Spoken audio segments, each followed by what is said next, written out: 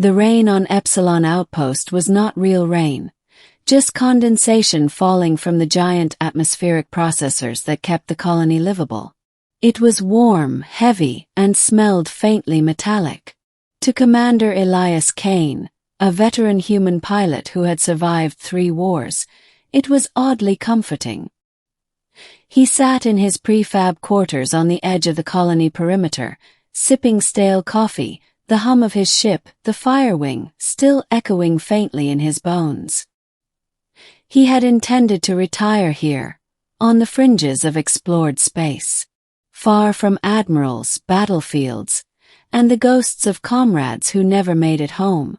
But peace, he was learning, was a strange kind of loneliness. That night, just as the storm intensified, his door chime rang. Not a scheduled visit. Not a neighbor. He didn't have any. Kane stood, blaster within reach, and slid the door open. Standing there was a woman, or at least almost a woman. She was tall, her skin a soft gray with a faint violet hue that shimmered in the artificial rainlight.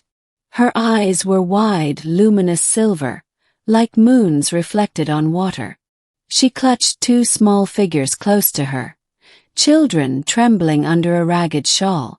Her voice trembled as she spoke. "Human pilot, please. I will warm your bed. My children need a father." Kane froze. He had heard many strange pleas in his lifetime, but never this. Beginning, the widow at his door. He ushered her inside quickly before anyone could see. Epsilon Outpost was meant to be a neutral trading hub between humans and the Illyrians, her people. But tensions lingered.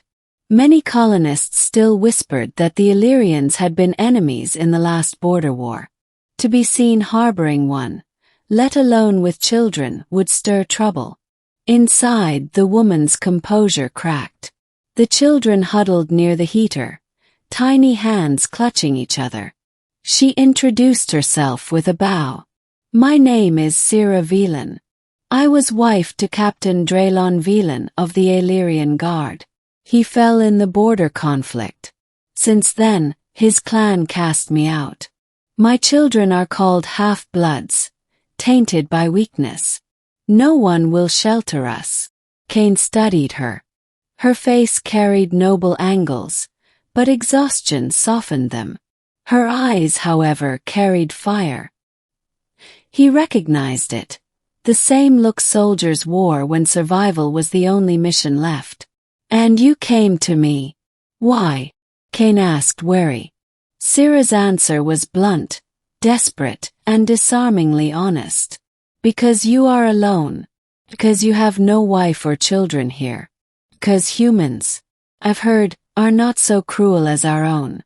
My children need protection, roof, food, a father's presence. And you," her voice caught trembling, "you need not sleep in an empty bed." The offer lingered in the silence.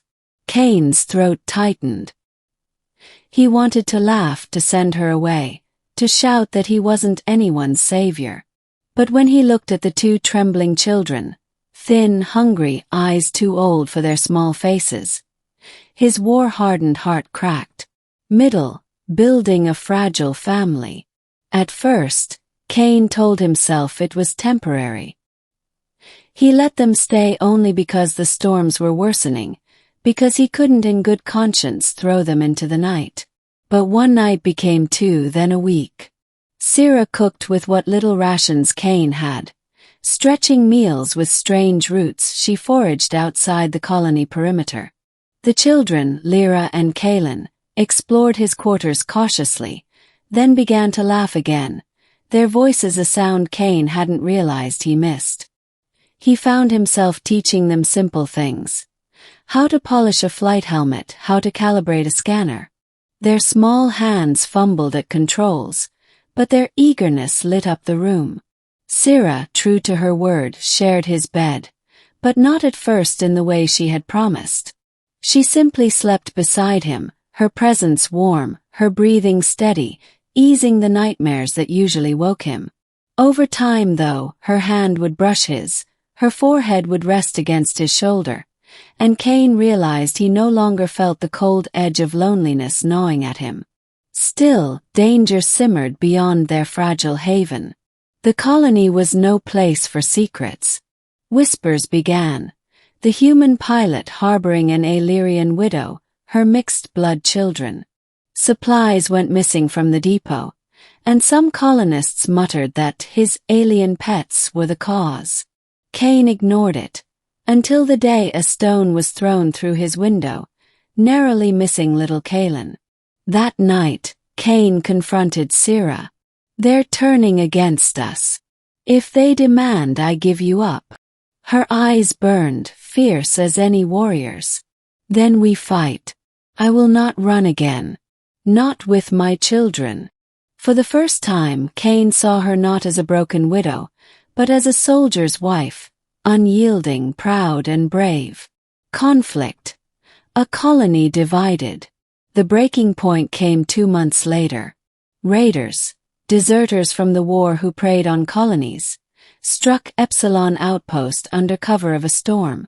Sirens blared, and Cain's instincts flared alive. He armed himself, ready to defend his home. The raiders breached the perimeter quickly. Human security forces scrambled, outnumbered. Amid the chaos, one group cornered Cain's quarters. Their leader sneered. "Heard you've got yourself an alien concubine in there, pilot. Hand her and the brats over, and maybe we won't torch your place."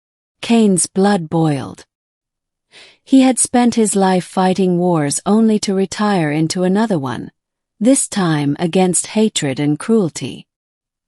He leveled his blaster, voice steady. "You'll touch them over my dead body." The firefight was brutal. Cain moved with the precision of a veteran, covering the narrow entryway, forcing the raiders back.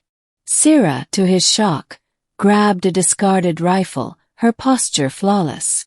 She fought beside him without hesitation, her children hidden behind a barricade. When the smoke cleared, the raiders were dead or fleeing. Cain stood panting, blaster smoking. At his side, Sira's silver eyes shone not with fear, but with pride. Word of their stand spread through the colony like wildfire. Some colonists whispered shame at having doubted him. Others still looked with suspicion, but none dared challenge the man who had defended the outpost when the guards faltered. Ending, a choice of family. Weeks passed. The colony repaired, strengthened its defenses. Cain returned to flying small patrols, Sira tending to the home they had made together. One evening, as the artificial sunset painted the sky in amber hues, Sira approached him quietly. Her children played nearby, laughter ringing through the air. "You could still send us away," she said softly. "Now the colony respects you, you owe us nothing. But if you let us stay, know this, Elias Cain.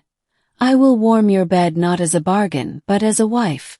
My children will call you father not from need, but from love." Cain looked at her, the widow who had come to his door broken, offering desperation as a bargain, now standing tall, proud, and offering her heart instead. He reached for her hand. "You came here asking for a father for your children. But what you gave me was a family I never thought I'd have. If you'll have me, then I'll be that man. Not because I pity you, but because I choose you." Sira's eyes shimmered with tears.